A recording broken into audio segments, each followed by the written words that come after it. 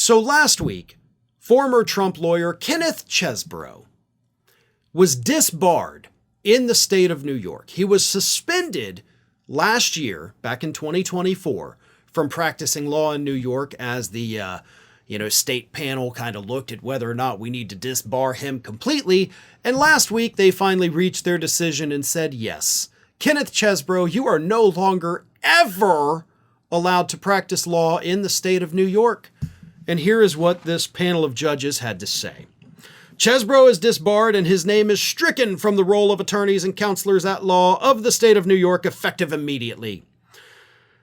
Chesebro was, quote, commanded to desist and refrain from the practice of law in any form in the state of New York, either as principal or as agent, clerk or employee of another, and respondent is hereby forbidden to appear as an attorney or counselor at law before any court, judge, justice, board, commission, or other public authority, or to give another an opinion as to the law or its application, or any advice in relation thereto, or to hold himself out in any way as an attorney and counselor at law in this state.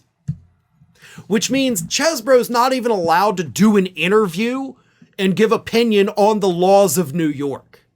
Like, that is how thorough this disbarment is. Like, dude, you better not even tell anybody what's legal or illegal in the state of New York or we're coming after you.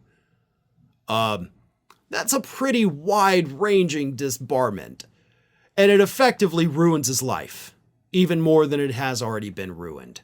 You see, Chesebro, of course, and they mentioned this in the disbarment, pleaded guilty in the state of Georgia. He is currently working with investigators in the state of Wisconsin. He is cooperating, I think, in exchange for not being prosecuted there.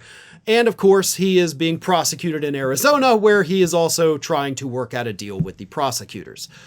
Chesebro's life is in complete and total turmoil and effectively ruined, much like another former Trump operative by the name of Rudy Giuliani, or Mike Lindell, or Sidney Powell, or Jenna Ellis.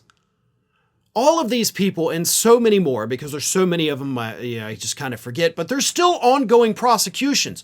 Georgia, Wisconsin, Arizona. These people that worked for Trump, that tried to get him to stay in office after he lost the 2020 election, none of them are living their best life. None of them are even living good lives.